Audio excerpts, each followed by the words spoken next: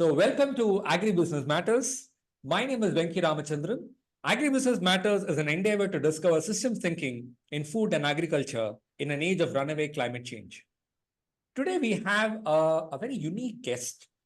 Krishnan Subramanian lives a life that could very well be a fairy tale that you could see, or the most heartwarming blockbuster movie you could see. At one level, living an ordinary middle class life in a comfortable tech job is largely the middle class identity for most of Indians who grew up in the 80s and the 90s.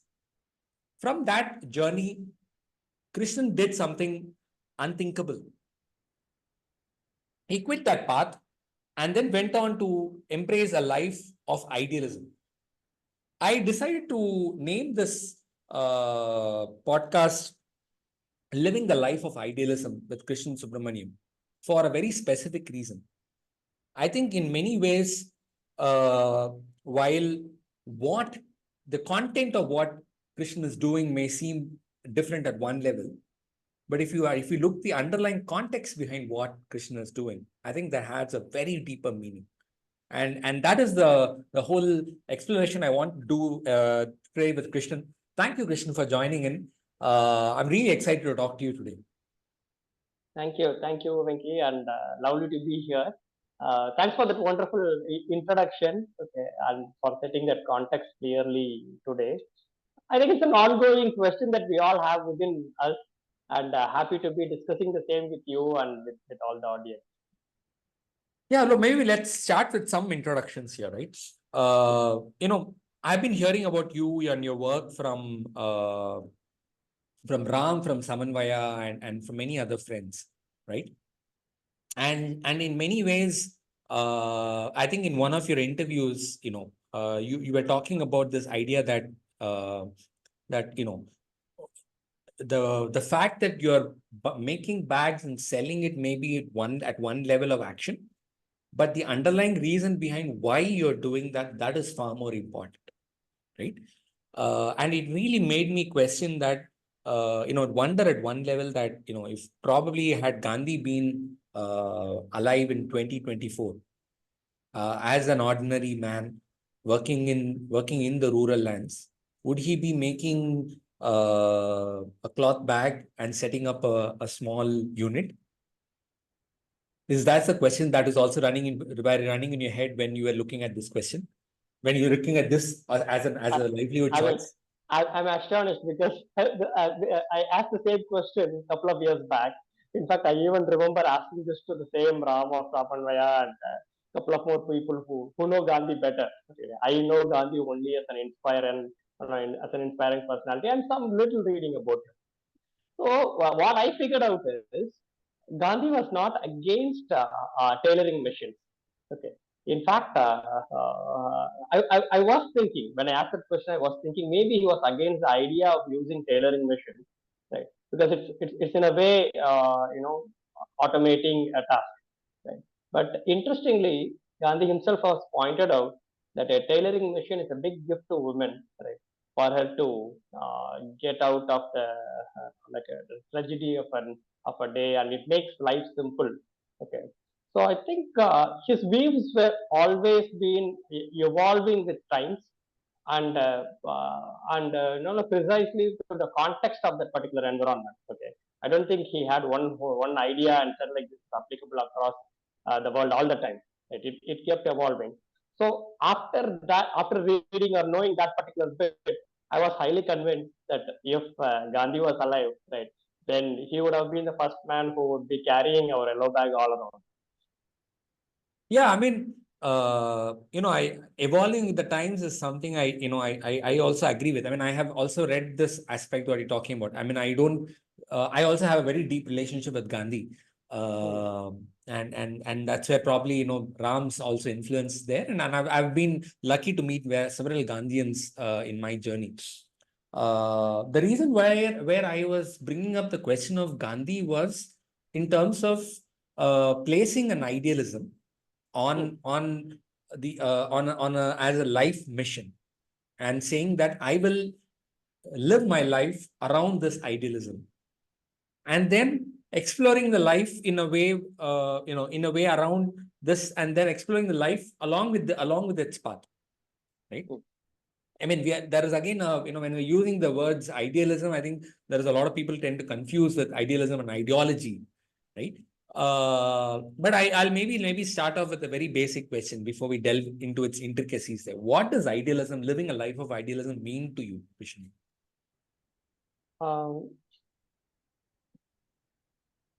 Venki, honestly, I have not thought of it. Okay. So it is after living for some years, right? Holding to an idea and living to onto it for some years, then I realized maybe I have few ideas which I am holding to. Okay. It was not read, understood, and then practiced. For me, it was practiced maybe out of curiosity or out of inspiration of seeing few other people doing it, and then thinking about what exactly am I doing and what are my boundaries. Okay, so I think for me, idealism is holding on to what you feel is right, okay, based on your current understanding, based on the current opportunities that life has given to you at that moment, till that moment, uh, and then holding on to what is right, and holding on for years. I mean, holding on to it till you reach a point where your idea is still evolving, further evolving, right? And it keeps growing. I mean, like a quick example would be when we started, we used the language that plastic is not good for the environment. Our language was filled with hate, right? Hate for a particular object, say plastic. Okay. So we felt that our at that moment our whole idea was to make people aware about the ill effects of plastic. Okay. From there, as we did the same thing in many places. I mean, like at one point I even had to wear a big monster kind of plastic dress and Yeah, go I on saw street that to you even. were moving around in a public place wearing that kind of a thing, no? Yeah. Yes, yes. That, I mean, like, you're thinking about it now. It definitely took a lot of courage to do it at that time. I'm not very sure if I would be able to do it again now today, right? But that courage came from that idea of holding hate towards something. Okay. But as progress, I mean, as I got introduced to many people, as I spoke to many people, as I looked into the details of everybody's work.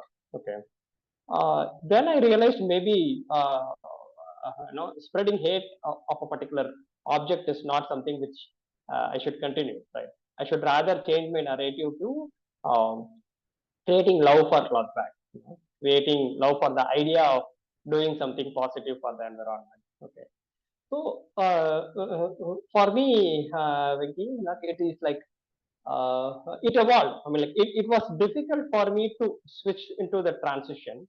The moment I was introduced to the idea, introduced by a friend, my good friend by name Purushothaman, who introduced me to this idea that like talking about something out of hate or talking about something out of love.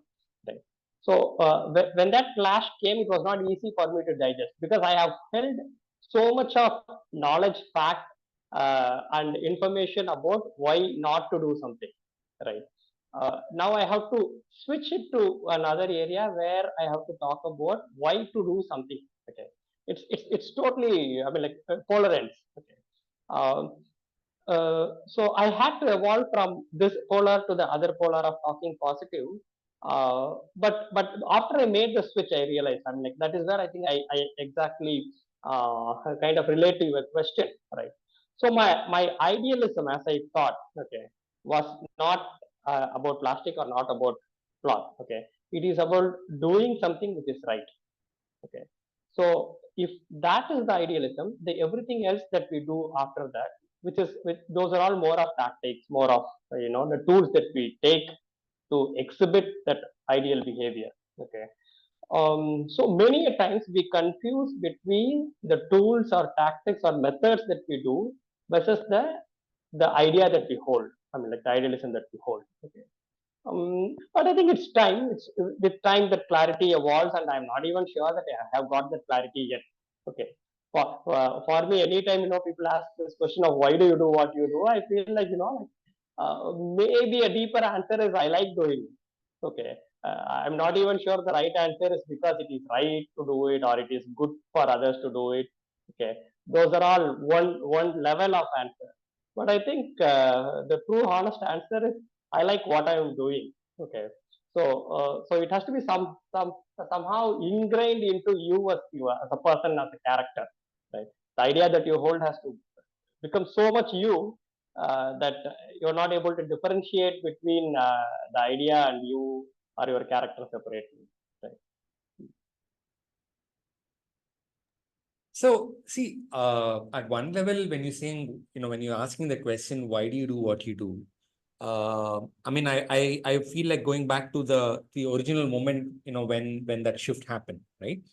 Like, and this is where we draw a lot of parallels also.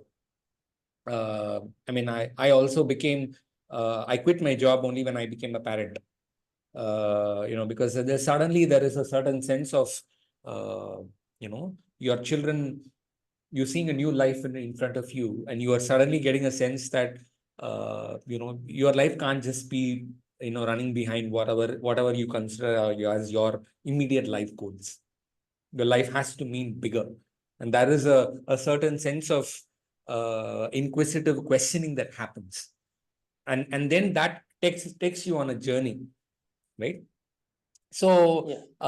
and I suppose it was your journey similar at that point when you saw a new life, and you were mentioning this in one of your podcasts that you were taking them in around the Pallikaranai and showing them, and then that triggered there. What was there the journey when you started to asking why do you do what you do?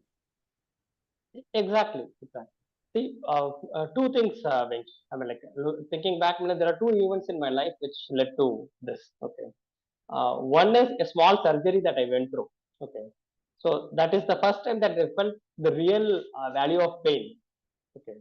Because I was not able to do what I regularly do for the next 10 days, and I wanted help from my wife. Like, you really feel when pain really hits, like in Tamil சொல்லுவாங்கல்ல உச்சி தலையில, right? When really pain hits the head, then you know you are mortal. Okay. For me, luckily, that the confidence level before the surgery and after the surgery is totally different. After the surgery, my confidence level is very high. Okay. uh, till before that, I was an regular student who want to pursue a life of going to an organization, earning well, making a family. The good narrative. I mean, the narrative of a regular family man. Post the surgery, my confidence level skyrocketed. I would say, right? I was even ready to quit everything that I am doing and experiment with new things that I really like to do in life. Okay.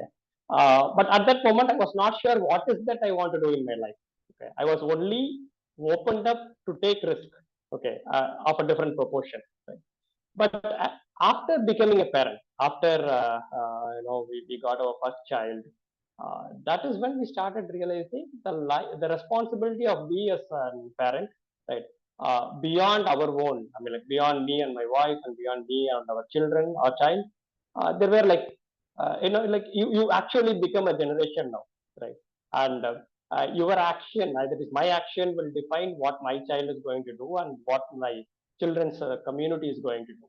Okay. That is exactly the point where we felt, where we understood nature. Right? Because growing up a child itself is a very gentle act of nature. Or interacting with a child, any child, is an act of nature. Because when you interact with a child, you are not the same, general manager or an entrepreneur, or whatever you are. But you interact with a child, you interact with a different emotional level, which I think is very natural. Right? So I would say dealing with my child is the very first act of being with nature. Right? And that led me to the thinking of what else is around me as nature. Right? Beyond the flats and houses and roads, what else is there around me? Okay. That led to exploration. I started running. I started moving around with people who explore nature, and uh, uh, and then the knowledge part started. It was initially only the emotional part of it, then the rational knowledge part of understanding what is pollution, understanding how human is causing climate change. Those things started. Then we got into the mode of, if this is the problem, what is the skill set that I have, right, in which I could positively contribute to it. So after understanding pollution, especially plastic pollution in particular, right, the little skill set that we had is maybe communication and a little bit idea about making cloth bags. Okay, because that too, because as a young children, me and my wife, we both have seen manufacturing cloth bag at home level. Okay, it was not even a business; it was just a side hustle for many women that we know of. So so that is how it got connected. It's initially the emotional part, then the knowledge part of it, then understanding how my skills could be leveraged to that, right? And that is how it all started, where me and my wife, we started the idea of promoting cloth bags and making cloth bags, way back. I mean, from then to now, a lot of things have changed. Okay. We'll discuss about it. So you're saying that a lot of things have changed, right? And maybe that's made I want to explore it, that question, in terms of, you just now, while also you said that it's very important to differentiate between the tools and the methods you are employed to take your idea forward vis-a-vis the idea, right? I want to ask maybe a fundamental question. Why is it important to differentiate the two? Right? Today, entrepreneurs, especially in the common world, or I would say in the mainstream entrepreneurial world, people are not able to differentiate the two. Right? People are either, if I'm a technology entrepreneur, then there is idea that it's my technology will solve the problem. Right? And again, I mean, talking about plastic pollution, I recently met you might probably know him also, a very enterprising young chap from IIT BHU. He was a student in IIT BHU. He saw one garbage bin outside his college campus, and he was it was kept bothering him that why is there a garbage bin kept outside his college campus, and he tried to start working towards it, and eventually he almost had to work with it for almost 2 years to get it removed in front of the campus. Then he became started a company, and now he is a co-founder of a company called Waste Warriors. Which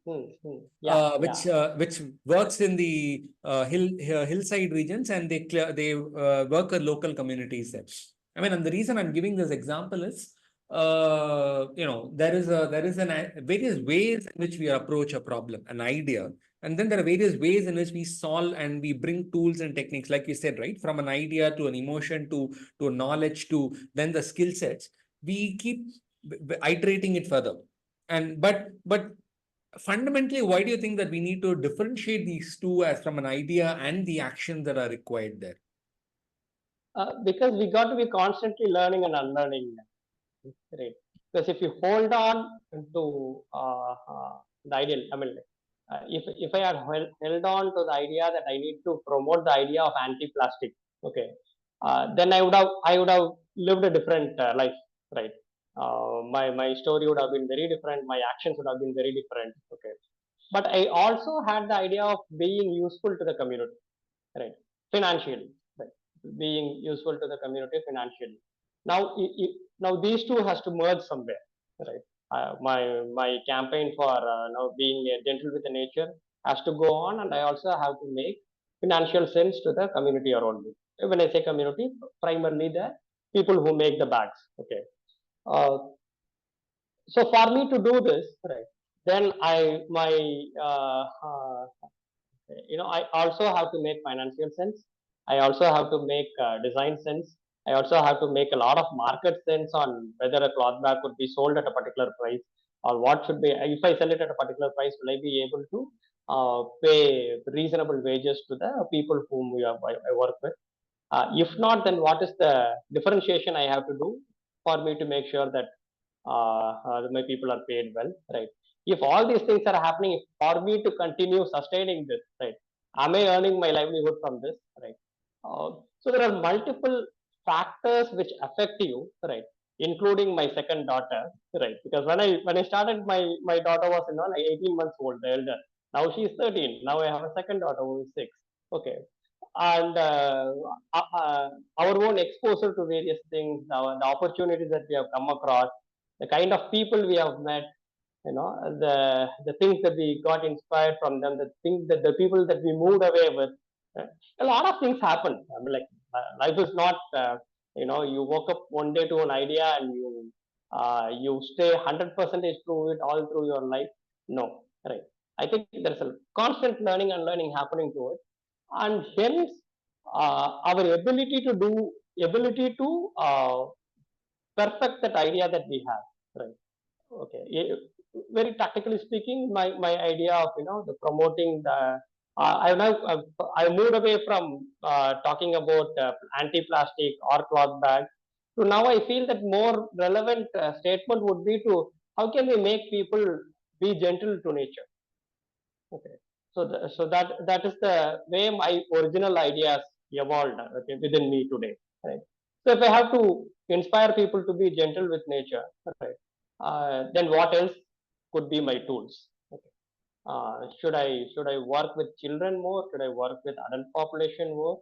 Uh, so I think as we progress with one idea, uh, more opportunities evolve, right? And more tools that we acquire, more knowledge that we acquire, right? It keeps evolving, and we should be open like a river flowing through multiple streams. Okay. Your speed might vary, the amount of noise you create might vary, the kind of things you carry might vary, right? But I think it's essential to be free flowing. That is exactly where I kind of contradict or have a difference of opinion with the traditional business world. Okay. In a traditional business world, your primary sentiment is to stakeholder returns. Okay. Let's not get into whether it is good or bad, but that is the truth. Everybody would agree to. If stakeholder returns is the only thing that you have to achieve, then all your tools are geared up to doing that alone. Okay. Whereas when you actually live with nature, your stakeholders changes with time. Okay. There are months in which my stakeholder is not nature. Right. I am even willing to make plastic bags so that I will properly pay the salary for this month. Right. If there is a no order for cloth bag, right, I think I wouldn't mind making plastic bag in that month so that I make sure that I pay in time. Okay. So just like the season, right? A life with nature does have seasons, and one has to be agile or responsive enough to be to know the limits, right? How much I can go, or even if I cross that limit, at what point should I return to my original idea? Okay. Those are the few things which one might have to constantly questioning themselves. I'm like questioning not just the ideas, questioning our own actions also. Beautiful. I think what you're saying in terms of that the stakeholder will also evolve over time when you are right now working, keeping, even when you're saying when you're working with nature and you're or when you're building a business around with an idea that evolves, right? And which brings me to the question of then what are your boundaries in which you will deal with in these kind of situations, right? Because each of us have a certain sense of while we can go ahead with the flow of time, while we can go ahead with the flow of our ideas evolving. And that's where I keep going back to Gandhi also, right? Like Gandhi lived a life where he had a certain opinion about Indian, say, let's say for caste, right? And then over time he changed that opinion, and then he realized that that opinion is not any longer true, and then he kept evolving, and continuously till date he kept evolving his opinions based on newer data that kept founding. But still there were certain principles and there were certain things that he was very steadfastly held on to, Yeah. right? Mm. And I think this is a question many entrepreneurs who are looking at either they are in the social entrepreneurship or in other worlds will probably grapple with this question as to where do I draw a boundary and say I will not do this?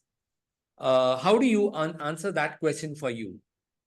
See, I would take that as a very, very personal question, right? Because it is not about my idealism about the business Because some people, I mean, even me initially, when I used to say that I wouldn't screen print on the bags, because the prints are anyway pigments which are synthetic and won't biodegrade easily, or don't biodegrade at all.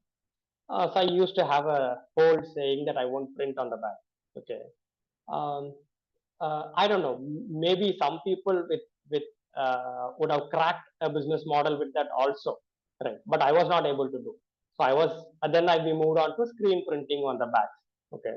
We try our best to make sure that whatever non minimal toxics is available to us, we stick on to those kind of paints are available. Um, so, but that is from an execution point of view. Okay. But what the parameters that I would make to myself is more on a personal front on what is that Krishnan would not do, right? What is that Krishnan would not want to do, right? For example, one thing which is beautifully evolving as I watch myself, which is beautifully evolving in me is the idea of truth. Okay. Because during my working period, as well as during my initial period of running Yellow Bag, I think I would have made a lot of white lies, gray lies, right? Things which would make people convinced. And I was also blessed a little bit with proposal writing skills. Okay. So I don't have to tell you what goes inside a proposal. Okay. Uh, so uh, in fact, the proposal that I used to send to many organizations was actually again and again feeding the idea of white lies are okay, gray lies are okay, or whatever color we give to it are okay, right? But with time, I understood that no, these are feeding negatively to my idea of truth. So over time, what uh, mm, uh, I'm not getting the right word, but help me there. Whatever is my confidence in holding to தமிழ்ல truth. சொல்லுங்க if you're not getting right word. அதுவும் வரல. So, uh, uh, the, தீர்க்கம். Okay. So your dirkam in holding on to what is truth, okay, evolved, and today I feel that I am much better. Okay, so these are answers only you can answer yourself. Like maybe you have a personality assessment and identify how much of truth you really hold on to. But as a person, I could say that I have evolved in that idea of holding on to truth. To a large extent, now I get really annoyed or angry when people play around with lies. Okay, let it be my own children or people outside. Okay, or even if it is me, right? I've told a lie today, and if I think about it tomorrow, I am not very comfortable with it these days. Okay, so I think the boundaries that we make in terms of how much we work or what do we really hold on to are very personal questions on how happy I am doing the things. Okay, uh, and uh, and what is that excites me. Okay, what is that excites me to continue doing what I do, right? If holding on to something, right? For example, mm, yeah, for a long period, I had this idea of holding on to the idea of converting the company to a people-owned company. Okay, because it was never an idea to be a company for the first time. It was never meant to be a business, right? It evolved into a business. So I always had this idea of sometime I should convert it to back to people. Okay. So for about 1.5 years, right, I took all the steps that is available in my control to convert it back to a people-owned company. Okay. Uh, but with all the inputs that I get from learned professionals, chartered accountants, advocates, and all these things, I later realized that is converting it to a people-owned company is not something which might be good for the continuity of the organization at this point. Maybe my idea will completely change in 3-5 years time point of time. But at that economical situation of the organization, of myself, of the organization, of all the people around me, and as well as the kind of business that we could generate, right? Considering all the factors, our own bandwidth, it was not a right idea for us to convert it into a people-owned company, say 2 years back. But then I had to switch on from the idea of running a company, a people-owned company, to a company which is essentially run by me and my wife. Okay, so that turning around, okay, is mostly again, from an tactical perspective. Okay, because by turning around or by holding to the earlier idea of people-owned company, none of our actions really change. None of our actions to the people, or none of our idea of why we run this business did not change. Okay, these are all. I mean, like, what is the formation of your company? Like, is it people-owned? Is it owned by you? Okay, these are all tactical aspects. Okay, but what kept us happily doing, even with the change in idea, even with the drastic change in idea, we were always thinking that this we run because we have people on the payroll who need to be paid and who need to be paid well, and we have earth as a nature as a stakeholder, so we should be doing minimal damage to the nature when we run this, right? um, so so I think the boundaries are very personal, very personal. Yeah, I mean, uh, sorry if I'm delving a little further on a personal question. Yeah, please. Yeah. Because I'm very interested to sort of delve into these dharma sankatas, right? Or we call it dharma sankatam in Tamil, where in many of these lives, this has been my discovery that in many of these times, these kind of boundaries comes, it's always the dharma sankatam and not a question of whether should I do this or not. Because many of the times that's how the situation presents itself in life. Right? Like for instance, I talk about this in with many of the entrepreneurs I work with. I have been sort of running a small community of entrepreneurs in my network, and we keep once in a while we talk about these kind of philosophical kind of questions, and then the immediate responses, like, because I work in agriculture, agriculture is a very volatile domain. Right? Because your nature is the most ruthless stakeholder there.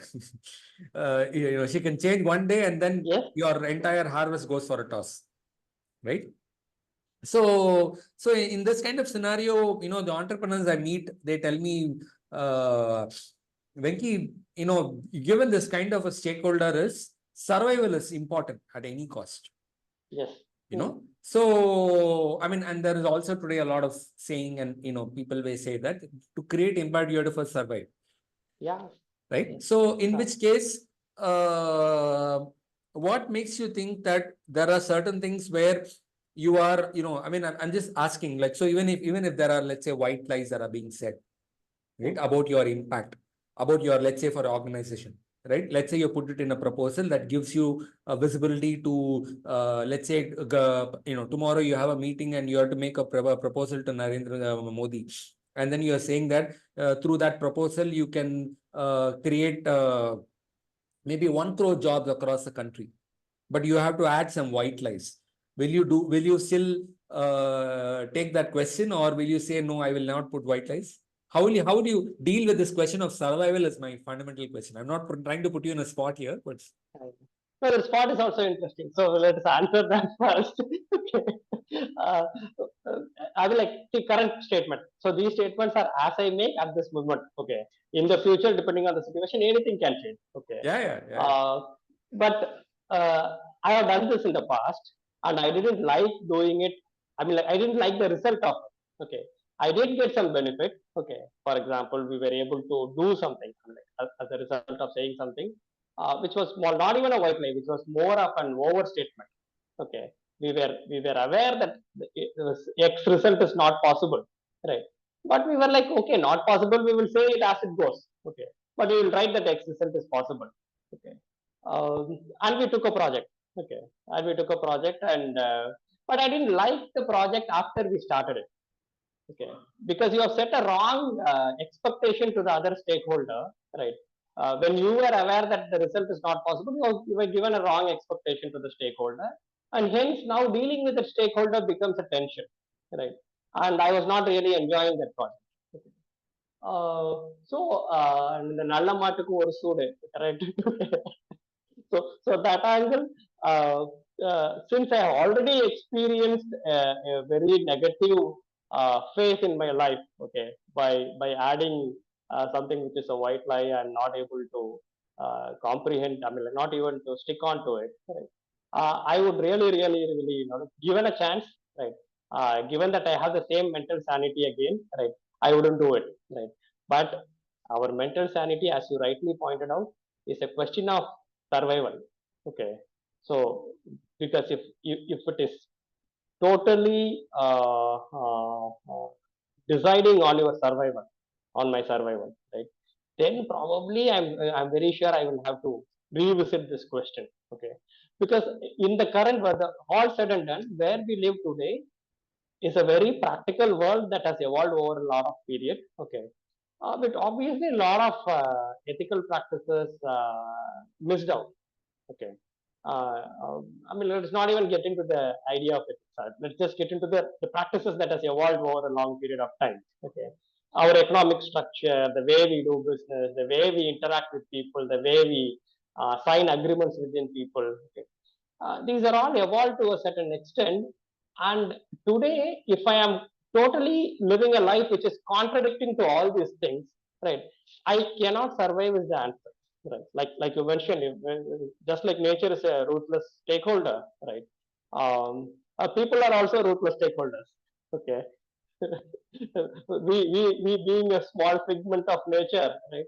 uh, uh, uh, our needs change, our ideas change, our emotions towards other people change, right? So so it's very critical for people who are holding ideals, right? It's very critical for us to be very aware that we live in a current world, right? We don't live in an ideal world, we live in a current world. Okay, so we can be happily setting boundaries on what not to do, right?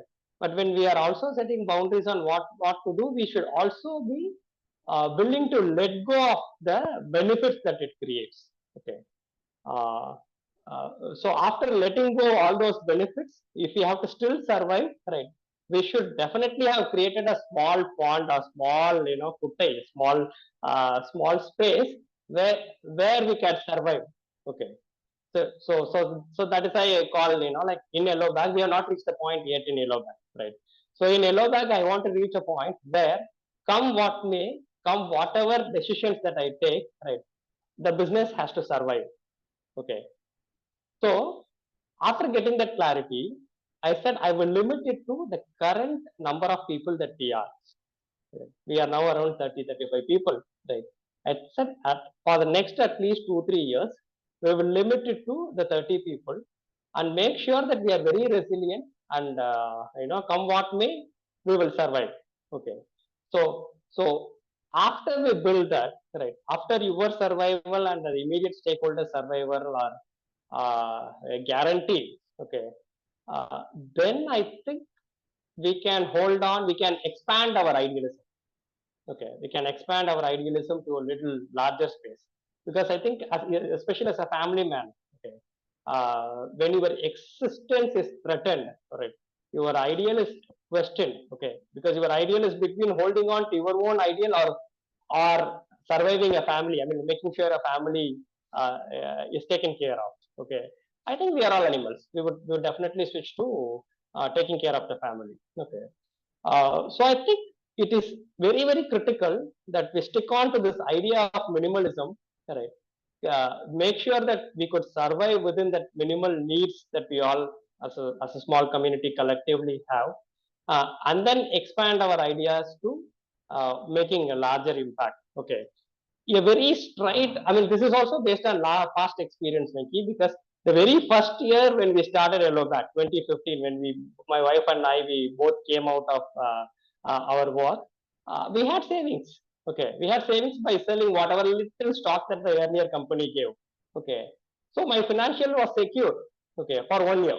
Okay, so the kind of path-breaking ideals that I could then speak about or exhibit, get into action. Okay, that is the base for what Yellow Bag is today, right? But the kind of confidence that I had on that year, I don't have it now. Okay, because as we speak, we are not financially stable. A good friend, friend by name, so Murthy Sudhakar from the US, right?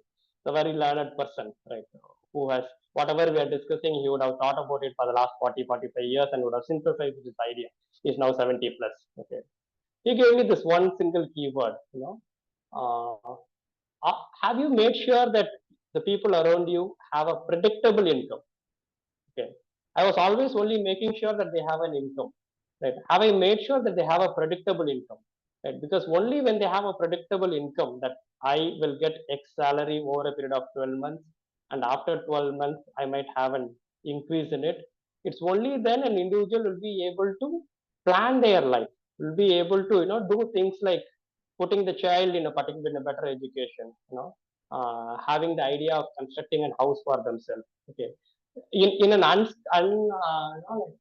unorganized sector like we do, I do, right? In an unorganized sector, that question is not even existing, right? So, yeah, if I have to prioritize one thing now, right, that is definitely how I'm able to create predictable income for myself and for the people around me. Okay. So, I'm very sure we deviated a lot from your original question, right? But let's stop No, here no, and go no. back to your question. I don't think we deviated. We delved Uh, very much into the depths of what it needed, right?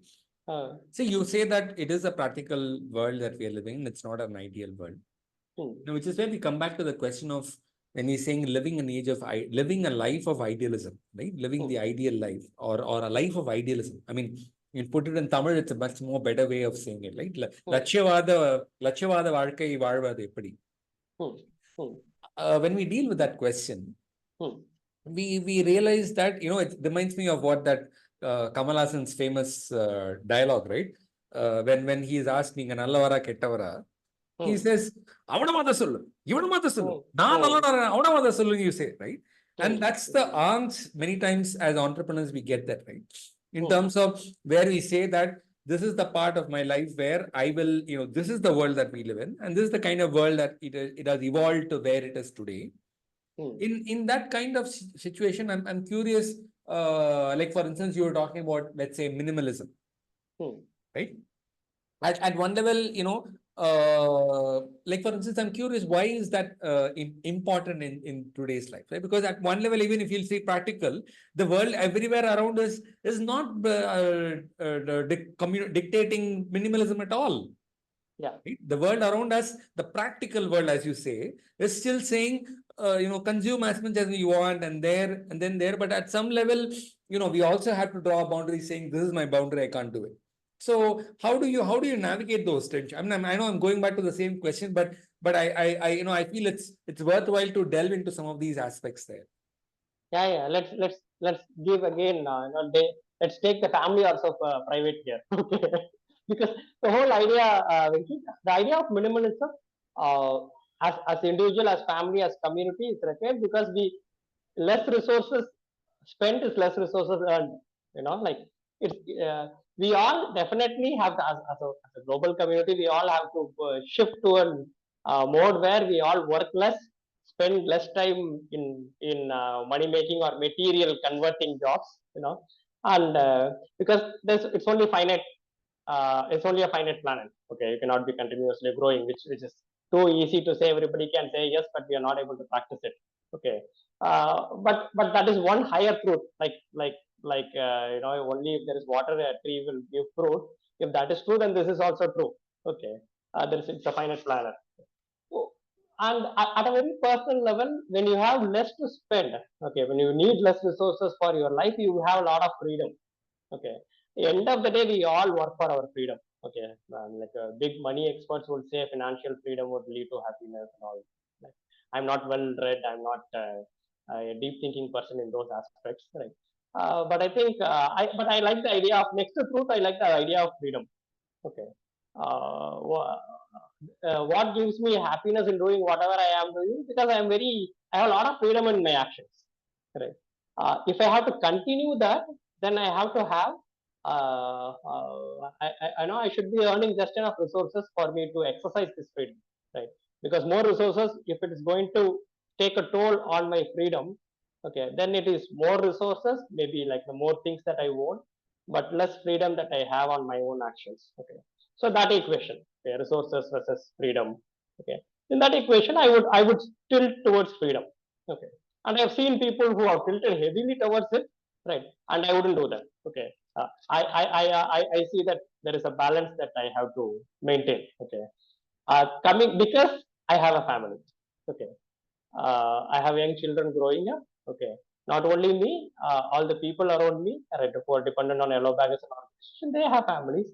They have much bigger aspirations. For example, I have seen two other countries. Okay, thanks to my earlier employee. Other than India, I have been to Europe once. I have been to US once. So my fascination with airports or my fascination with another country is gone. Right now, I cannot expect my daughter to stop having that fascination. Right. She would have and she should have. Okay. So how much is enough for me is maybe I can define only for me. Right. Maybe that would inspire my wife. Maybe that would inspire my children, or maybe that would inspire my neighbor, who would again think through with their own perspective and decide what is enough for them. Okay. So definitely, as a global community, we should a lot do into the factor of this is enough for me. Like I have seen this, I have done this, so this is enough for me at least. Okay. So that enough as an idea, we got to continuously spread. And me as a family, right, I try to exhibit it in my actions, in the things that I want, right. But I don't necessarily stop my wife or stop my children from say I won't really stop my daughter from buying the 10th dress for the year. Okay, I might pass my own comments, right? I might try to convince her of my own inability of not able to buy that dress, but I wouldn't stop her from having that idea, right?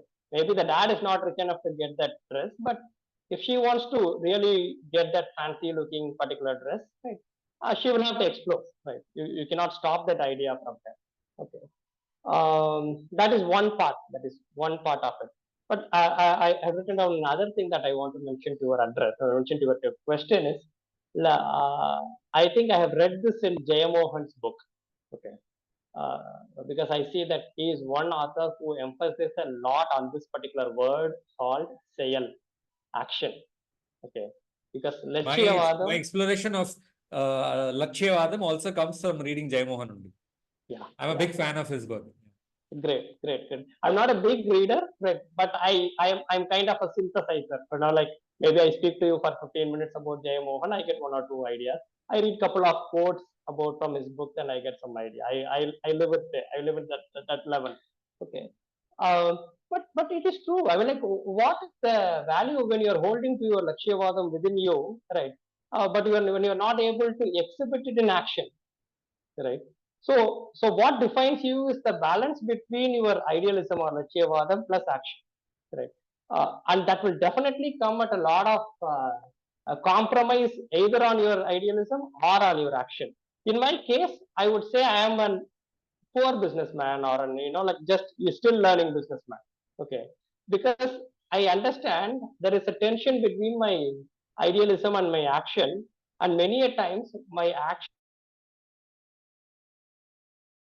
is.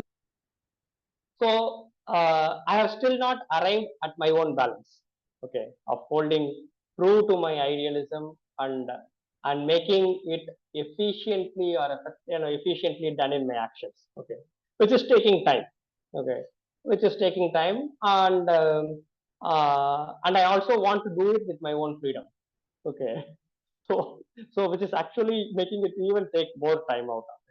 But end of the day, uh, I want to pursue this journey because I going back to Gandhi. This is an experiment.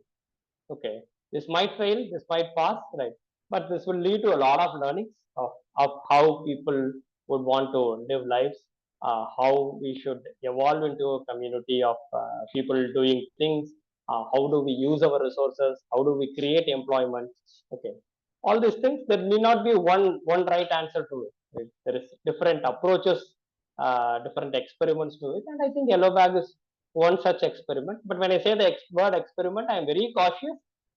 There is flesh, blood involved in it. I cannot be shedding flesh or blood for the name of an experiment. Okay, I should be paying well. I should be, doing good as a business, right? Plus, the experiment has to go on. No, I mean, I really like how you're framing this here, right? Because at one level, today, it has become very common to use these words called experiment, bet. in every facet of life, right? From your personal life to like your romantic life to your personal life to your career life, because at some level we it seems like we are very wary of taking commitments. Yeah. And so everything becomes a bet, everything becomes an experiment. And from that, I think discovering commitments and discovering, I mean, where Gandhi talks about, where we being the trustee, right? I think that's where the becomes a far more important aspect. But, given that you talked about Jay Mohan, and for me also, Jay Mohan's works deeply influences me when he talks about, let's say, Sailai Viduthalai, right? In terms of the action being the sense of freedom. I want to delve that part there, because I think you mentioned beautifully in terms of saying that there is a tension between idealism and action. Yes. Right? Many times I struggle the same struggle. I go through the street. I have this thing there, right? I have a certain idealism of how I want to build my business. And I've made certain trade-offs. And now I've come to a stage where I'm questioning some of those trade-offs and moving it to a next level. Until now, I thought, I will never, I too had a lot of minimalism in my aspect. I said, I will never buy a house and never buy an EMI house. Take an EMI for a house. And now life as it, and talk about life as it happens, you end up buying house and you end up taking an EMI. So right now I'm entering that phase, and then I'm kind of in that next level right now. And exactly that's where, this conversation is also coming up at the right time for me, also exploring some of these questions for myself also, right? Yeah. In which case, how do we and like rightly said, right? Aspirations are today we are living in a world where we have explored that aspirations can be global, right? And we live in a world where there is no curtailing of aspirations at all. Right? Everybody dreams of a better world today with the explosion of TikTok and YouTube videos, YouTube video shots. Today, even I wouldn't even say even right. Today, everybody is aspiring for that. Even when I say it feels like a judgment on them, but from a simple rural goat herd boy in UP today is making videos about goat herding with the hope that he can become famous and achieve certain level of prosperity, right? And so today, even the idea of aspiration itself seems very, very muddy. Yeah. Right? And that's a question I always grapple with in terms of because today technology creates that kind of illusion, right? In some sense that with my phone in my hand, it almost creates a certain sense of how do I discover my aspiration, and it shows that there is one way to discover aspiration, right? Like today, it's a question of many people are exploring this. So I'm curious in terms of how do you look at in given these kind of scenarios and given these kind of challenges there, how do you look at some of these aspects there? Yeah. Two interesting things that we should talk about from this question. One is about house. Another is about the tension that happens when you dwell between idealism and your action. Okay, house is an interesting thing. So let's talk about it first. Okay, because all of us would have crossed through this. Okay, all our parents would have advised us to get a house as soon as we got an employment. Okay, many of us who did not have the resources, I mean, like ancestral or something, I mean, like, and plus the idea of idealism. Okay, many people who are listening to this podcast, and like just like me, Krishnan, would have given up or said like house is a bad thing, we should not have a house. Okay, I did the same, right? I think I started going to my first job in 2003. Right. Ever since that, I have resisted the idea of owning a house. Okay, but now I have two children, 13-year-old and 5-year-old, 6-year-old, right? And I have an immediate circle of people around me, right? My close relatives who are semi-dependent on me, right? I think a house is a must. Okay, okay. I never thought I would make this statement. Okay, when I say house, owning a house is a must. Okay, and it's better if you do it early in your career. Okay, I don't know whether it makes financial prudence or not. That I don't know. Okay, I have zero understanding about money. Correct. Or I'm learning about money. I wouldn't say zero understanding. Just last year I started learning about money. But money part aside, I think it's important for people to have a house, because I have seen a lot of people of my age. I'm 40 now, right? Uh, uh, who don't have a place to say that that is their own, right? And it's significantly affecting the quality of their life. Okay. So the way this world has evolved today, right, I think having a shelter and calling it your ownership, right, is critical. And we where we have to work, if at all we have to work at bridging that inequality gap there. Okay, because the sense of me having a space has to be is I think next to breathing and um, breathing in common. It's a common right, I would say, right? And when I am able to aspire for it and maybe walk towards it, I've started taking baby steps in that direction, though late. Okay. um, but I think it's a common right. We should advocate for it, and we should make sure that every family uh, has a space which they could hold on to, even during their financial ups and downs, right?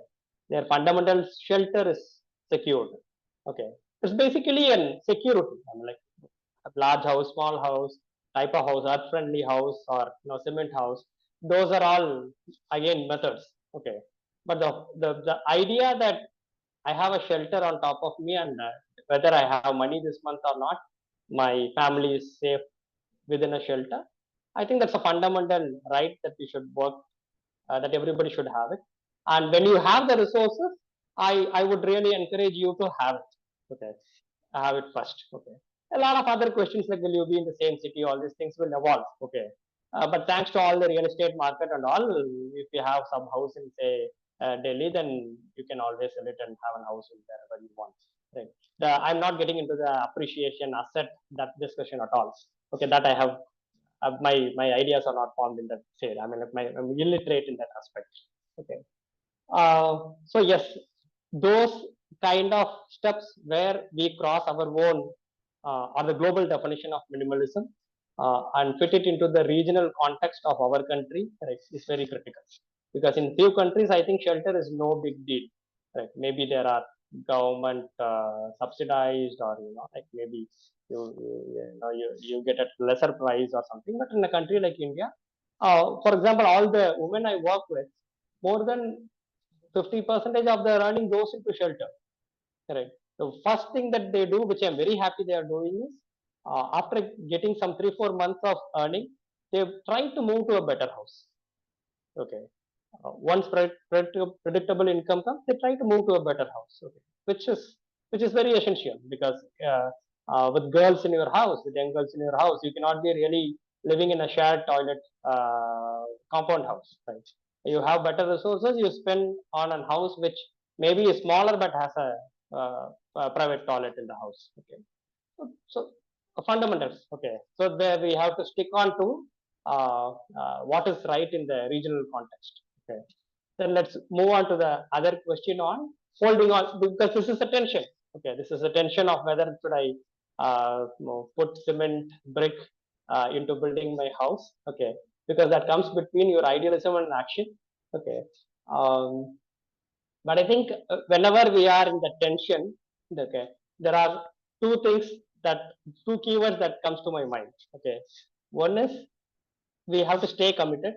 Okay, commitment is the word. Right, commitment to whatever you have last given, at least the last promises that at least we have given. Okay, for example, the last promise that I gave when my second daughter was born is I will take care of her. Okay, that is a promise. Okay, um, and the last promise then when we had a new employee join our team is, that to the best possible efforts, we will make sure you get salary every month. These are the last promises that we made, maybe sometime not in sync with the idealism that we have. Okay, but these are promises that we made recently.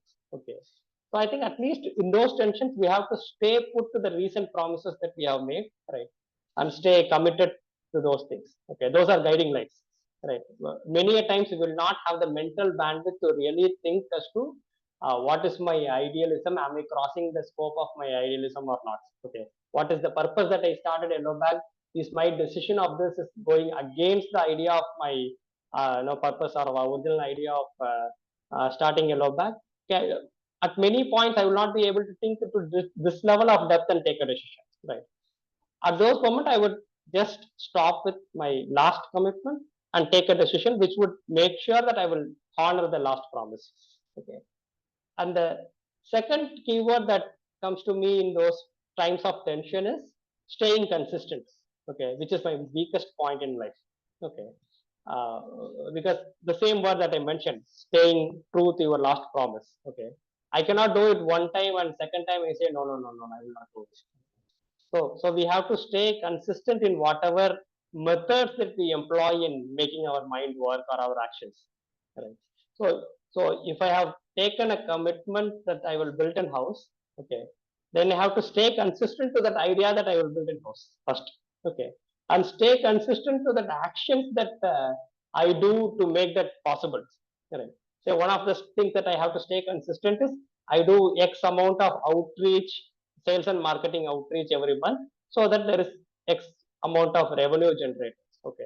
If I am not staying consistent to that small promise of that I will generate X amount of revenue every month, then the whole building of shatters. Right. There is no point we holding an ideal idea or holding true to our promise or anything.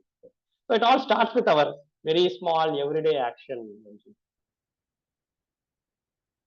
I think we are little going very deep in like the thought process. Okay.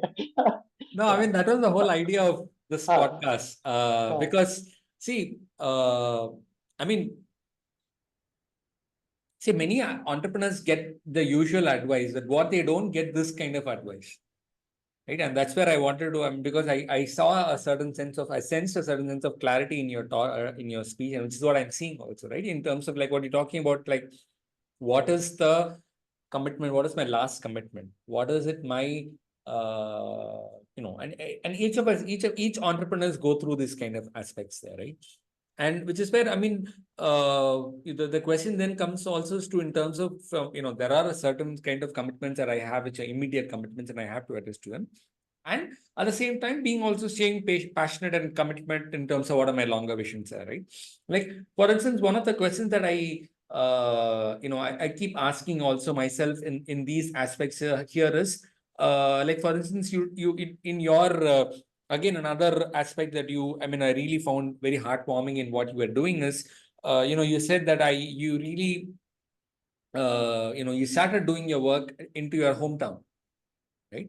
And I think today it's an important question that I think, I keep often asking myself this, right? Because in many times our work is also an expression of discovering our home, right? And the work becomes a choice of discovering our home in a way, in a more at a metaphorical level, and also at a very, at a very tangible level also, right? I mean, I run a non-profit organization called Mandram, where we had invited a teacher from I think from Coimbatore, and he told me, like, he told me one thing very beautifully. He said, he tells everyone, he's a teacher in a government school, and his name is Jacob. And one of the things he advises is that he tells everyone that just go home, go back to your native village, wherever your roots are, and make sure that the school there is taken care of. hmm. And he has been sort of advocating this to everyone who meets him there, and he has been sort of working, able to bring good resources for the school. So, I'm because you deal with, also work with children in education, and you also deal with the question of local hometowns there. How do you think they are related in many ways, right? Because, for instance, from an outsider's perspective, it might seem like building local, focusing on local children's education and their communities, while giving a livelihood options for the women in the family, may not seem very related, right? Yes. And probably investors might ask you, if suppose some investor wants to let's say put some money, and they might ask these questions as to what is the relationship between these two, right? And again, there is also an underlying aspect of going back and giving back to your local community, right? So I'm just curious, when you're doing your moral balance sheet analysis, in terms of why is it these all are related, how do you sort of address these questions for you? See, my immediate reflection is, I think there is something in all our gene which is connected to the place where you are born. Okay, I observe this in a lot of people. They all have some uh, like they like, or they even feel morally responsible to the place where they are born. Okay, I think this is biological. Okay, uh, uh, a lot of my friends who don't have an immediate connection to Madurai, like our Ram of Samanvaya, Sridhar of Ecology, they all when they come to Madurai, they feel home, right? Next to Chennai, I think if they want to settle down somewhere, it is Madurai. It's because of one generation before them have stayed here, have come from here, or they have some strong connection to a city like Madurai. Okay, I think that is biological. I don't think they would be able. I asked this question to them, and in my conversations, I figured out that they also don't have a strong answer as to why they like Madurai. Okay, uh, for me also, I think it is purely biological. But there is again our great friend Sudhakar Murthy who gave this clarity in this thing. Okay, I'm sure by now you are got inquisitive enough to know more about him. Maybe you'll invite him to a podcast. And I'm also looking forward if you would accept to a podcast, right? Because many of the seasoned people I know of, right? One more person whom we know, right? When I ask பேட்டிக்கு கூப்பிடுறாங்க குடுக்குறீங்களா? He said பேட்டியும் கிடையாது வேட்டியும் கிடையாது. Yeah, I mean, I would love to do that someday. That's what I said. Maybe doing it with him, with you together, might make it easier to get involved in the conversation. And that's where the original idea of bringing you actually started in for, because I was also sort of very intrigued by what you said. Yeah. Yeah. But Sudhakar Murthy was a love friend who lives in the US, who lives in the US for the last 45 years. He comes to India every year. He spends 2 to 3 months here. Right? I think I can talk about it. I don't have to take his permission. Right? He would not object to it. Right? He lives here for 2 3 months. Tries to work with a lot of such small marginalized groups, right? And sees what is the best he could do for them. Okay, so he gave me three things. Okay, he said, Krishnan, do you know what is that? Go ask any people on earth. Okay, ask them that what will make them happy. Okay, he said beyond the top level answers like no, I want to do what I am passionate about, all these things. There are three things that will evolve. Okay, that makes a person happier. Okay, the first thing is any person would want uh, his family to be with his family and to be with his healthy family.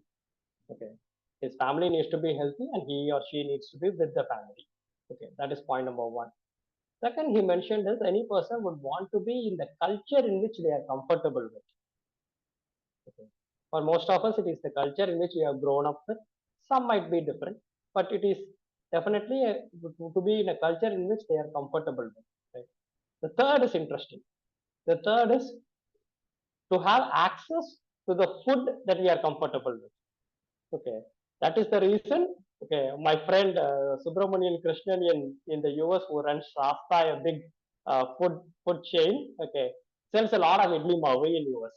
Okay, because we all want to be close, live a life in which we eat the food that we are comfortable with. He said these are the three factors, and with his years of thinking through, there is nothing else. Okay, so I think here is for us to get all these three things, the best place is hometown, right? And for you to execute your ideals, for you to put your skills into action, for you to cherish the benefits, monetary as well as non-monetary benefits of seeing your skills converted to benefits to self and many, right? The best place is your hometown. So I completely could understand why our common friend there mentioned that go back to your rural town or place of origin and work with the school there, right? The school might be his domain, right? I would say go do some small business in your native.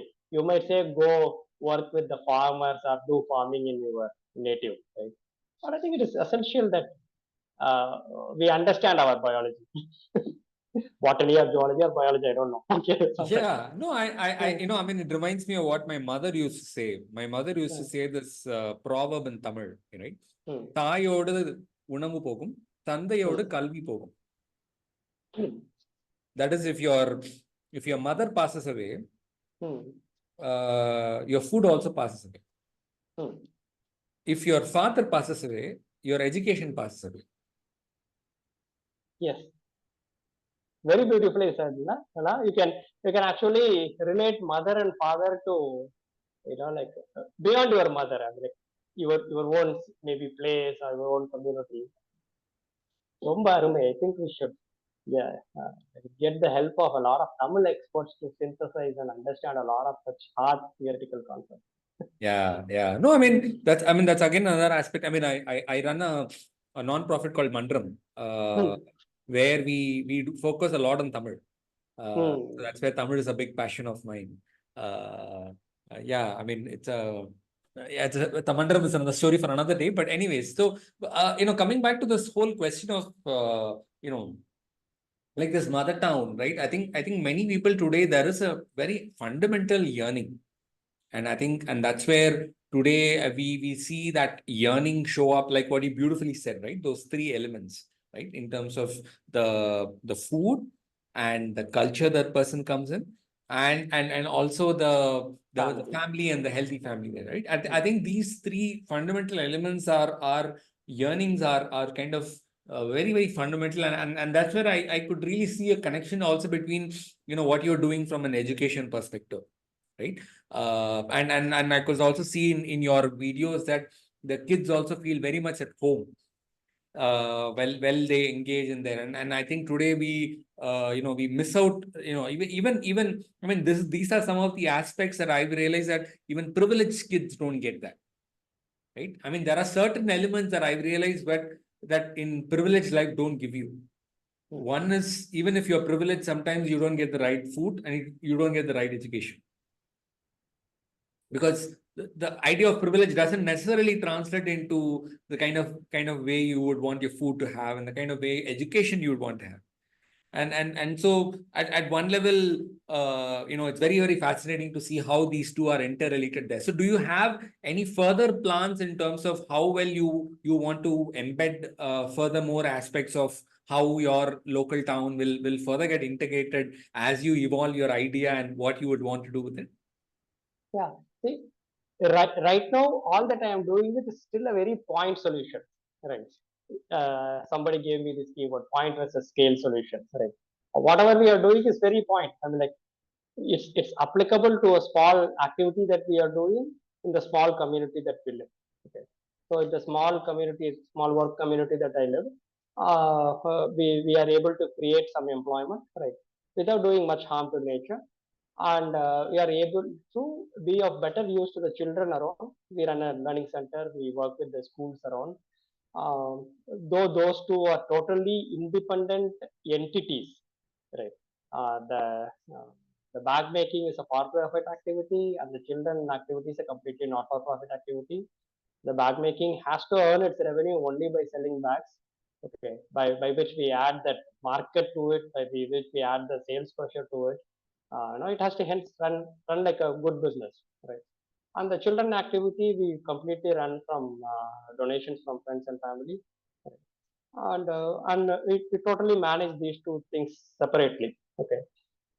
But still I see a deep connection between these two, because the very purpose of working in a community, like with a person or with a group of people holding an idea of uh, trying to bridge inequality, right? Trying to be gentle with nature, right? If these are the ideologies or ideas that we have, right? And if such people are working in a place, right, you cannot again see things in silos, right? You cannot see income as one silo, education as one silo. But obviously, you cannot take everything on your shoulders also. I mean, ideally, one should have broad and strong shoulders to take everything, but one should also know the strength of their shoulders and limit it to what one could hold at a particular time. Right? So for me, I limited it to creating a limited livelihood and being of better use to the children. In terms of number of people, I think the children is impacting more people, right, than the livelihood, because livelihood is a market thing, and I clearly understand the global investors bringing lakhs and crores of money into business creates only hundreds of thousands of jobs, right? So we, with absolutely no access to any of those resources, we could only create, say, a dozen, 2 dozen, 3 dozens of jobs. We cannot really immediately scale to hundreds of jobs. So hence that is limited. Whereas on the children's area, it is easily scaling it to say 100, 500. Now we can closely work with around 800 to 1,000 children a year. On another hand, our livelihood is around, our bag making thing is around 30, 32 people a year. So from this, what we want to do is we want to take, it's already 8 years into this work of running a low bag. I'm happy to give 2 more years to the same thing, right, and kind of get to a place where this particular small point solution is secure, right, reasonably secure. Nobody can say 100% is secure, but I want this particular point solution to be 100% secure. And then I want to, the next 10 years, I want to see how I can scale this. Okay, because already we are seeing good symptoms of this point solution becoming self-sufficient, because it's a work day and we are spending 2 hours away from my work and work is happening there. Okay, so people have upskill themselves, both tailors as well as the administrative staff in the team, right? They have upskilled themselves to run business. Yes, there are a lot of gaps. A lot of my customers, good customers, call me and say that like, these are the gaps in your organization, you have to address that. But the whole business is run by a community, and I say community is both customers as well as we, as well as producers and everybody involved. Okay, hence we have the luxury of making small mistakes and getting the feedback from people. So we are at the phase where this unit would be self-managed by the women themselves, and there are committed customers, right? The tribe of committed customers is growing, who would make sure they will bring enough revenue to run this for the near foreseeable future, right? Now, reaching that point is critical. Right? Before reaching that point, even if it comes at somebody is willing to donate like XYZ crores of money into the business, I wouldn't really want to jump into that for the next 2 years. I want to raise investments just enough to make sure that this point solution is sealed. Okay, because I think the amount of learning that we have got by doing this for the last 8 years is tremendous. Right? I don't want it to be uh, spent only in a small solution. Right? I want this learning to be of use to a larger population. As we speak, I also work with a lot of friends who are in a similar journey. Right? We keep sharing learnings, right, and all these things. Uh, but we do have aspirations to scale, or I would say I do have aspirations to scale. Um, I want to scale it at least to a city level work. In the education front, I want to scale it at least to the city level thing. And in the bag making angle, I want to scale it to a global brand. Right. Again, and I consciously use the word brand because a brand can tell a story. Right. Now, the whole idea of making a bag was because we wanted to tell a story, right, of every user of this particular product being gentle to nature. Right. Now, if you want to amplify this, I want to build this as a larger brand, globally relevant, seen, used, and hence the story has to reach to a lot of people. I take inspiration from companies like Patagonia in the US. I take a lot of inspiration from companies like organizations like Aravind Eye Hospital in Madurai, right? And they did not do something very small, right? They all started with small ideas, held to the ideals. And when I talk to my well-wishers, mentors in hospital, I understand that they went through a similar journey. Right? Whatever tension that we spoke to, they still continue to face that, and they are vocal about it. They are transparent about it. I see the same with Patagonia, which is a business enterprise. Aravind Ayurveda, which is more like an healthcare enterprise. Uh, so things, yes, have to scale. Okay. So I always link it to Aravind Hospital's Dr. V. If Dr. V had thought that he would run a 10-bedded hospital for ophthalmology and limited his vision to that, then he would have been happy. I'm like, from the limited understanding of Dr. V that I have read about, he would have been maybe happy with serving with a serving heart. He would have been happy serving to those 10 inmates.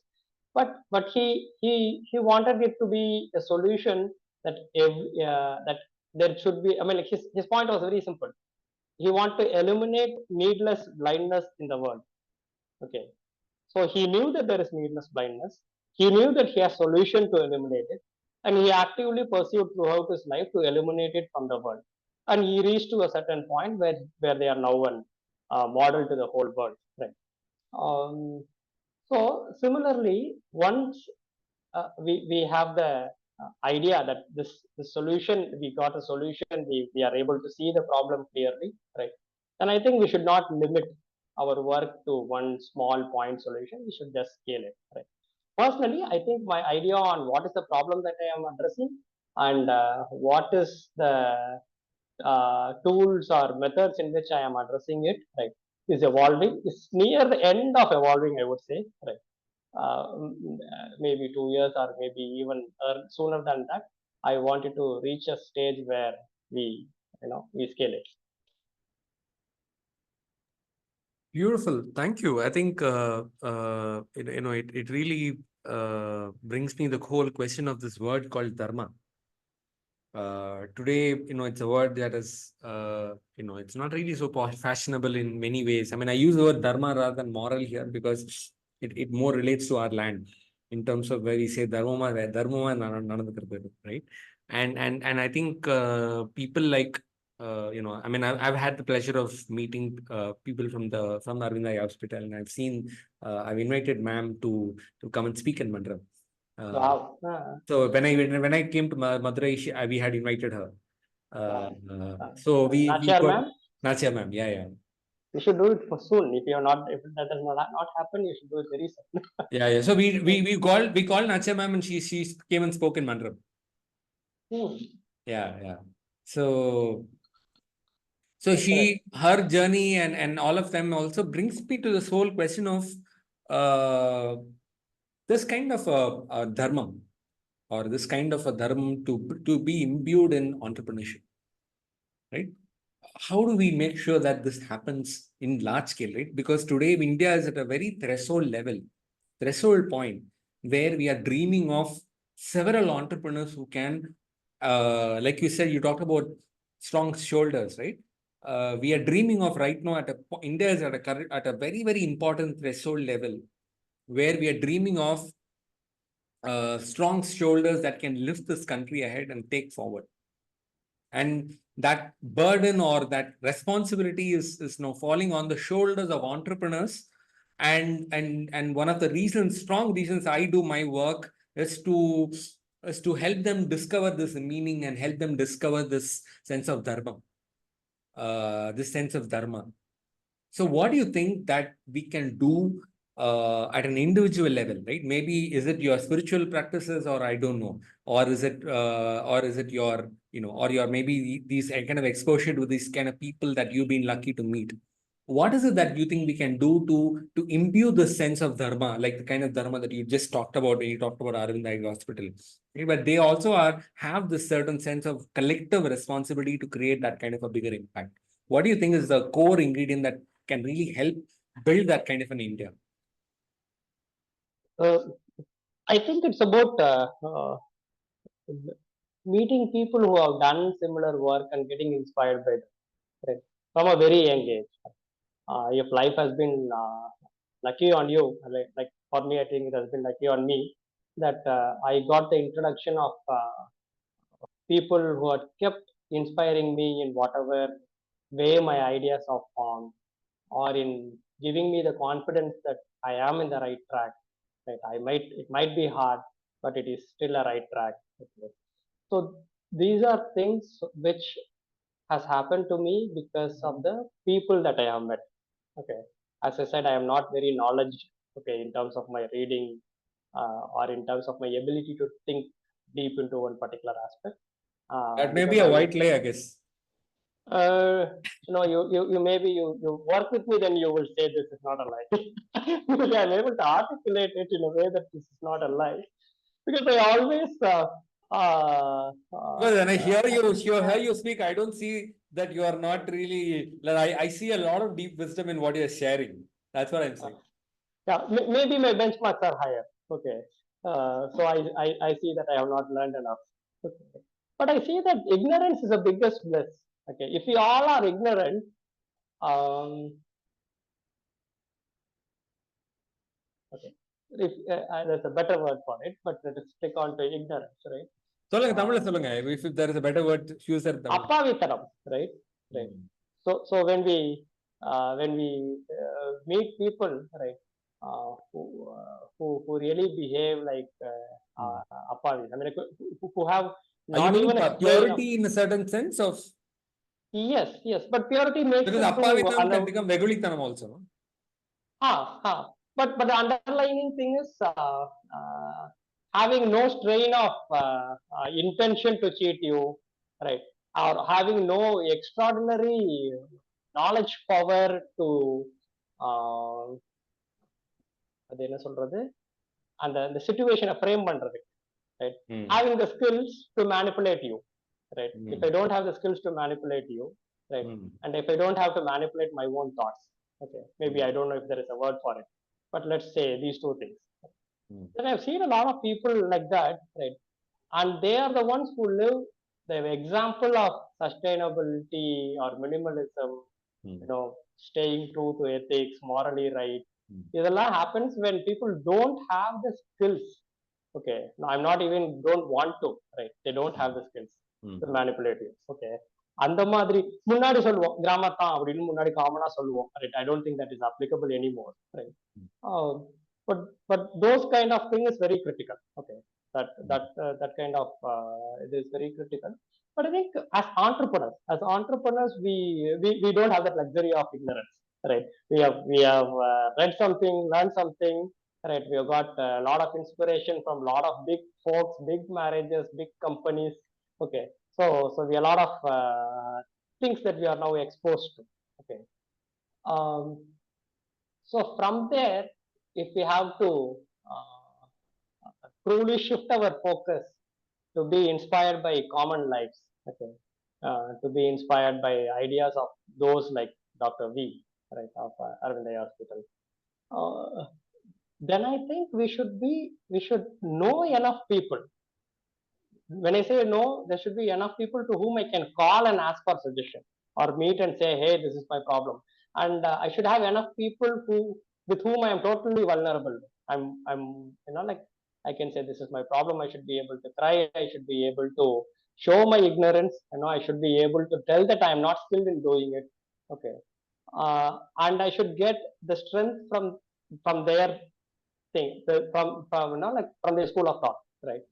Because let's simplicity sake, let's say I want to be of good use to the community, right?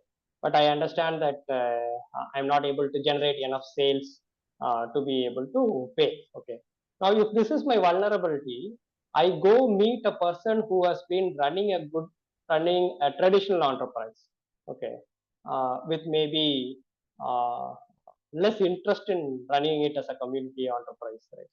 His suggestions are going to be very different, right? At my vulnerability, I will definitely take his suggestions also, right? Because he has a solution. I don't have a solution. He is giving me a solution, right? So it is in those kind of vulnerable times that I need access to people, right, who are like-minded, say in this particular case, who want to run community linked businesses, right? So I want those people to have solutions for me, or at least I want those people to tell me, give me the confidence that you stay committed to this, things will evolve, right? Or guide me to people who have solutions. So as responsible entrepreneurs, to create an generation of responsible entrepreneurs, right? We got to have a large network of people who would qualify. I don't know how we qualify is, like a different discussion, but who would we call as responsible people? Right? I think responsibility is very simple. Responsibility, if you ask me, I think it is keeping one nature as your stakeholder, two is your around the community around you as your stakeholder, right? And also keeping sustainability of your business as your stakeholder. And when you keep sustainability of your business as your stakeholder, that is when the profits come. That is when the shareholders' return comes. Those things, right? Uh, but if you are able, if you bounce across organizations which are able to balance these three things, and if you have more people who have been successful in doing it, okay, then we will be able to create a larger environment for doing good entrepreneurs. Okay, or I would say a more balanced entrepreneurs. Let's just say more balanced entrepreneurs. Beautiful. I think it's a great answer in terms of making sure that you are surrounded by the people who keep pushing your boundaries. And I also been very lucky that way. If not, I wouldn't be here where I am in my life. So I think that's a great suggestion, and I think I hope you also mentor more people, startups there in terms of mentor more founders, because I think what your clarity that you're bringing in this aspect, right? Even in the aspect of sustainability, that when you're saying that today knowledge has become a weapon where we lose touch with our sustainability part of our lives, right? So I think in terms of what you're talking about, that appavitanam and that simplicity is also pointing out to that aspect that which we tend to forget, especially in our kind of lives where we tend to go faster and in a more in a more rushed way, where we tend to forget these simple aspects there. So in that way, it's very it's a beautiful way to look at entrepreneurship also from this lens. So thank you very much for taking your time on a weekday. I know you said you are in the middle of many of your work day. Thank you for taking time to speak to me and speak to this podcast.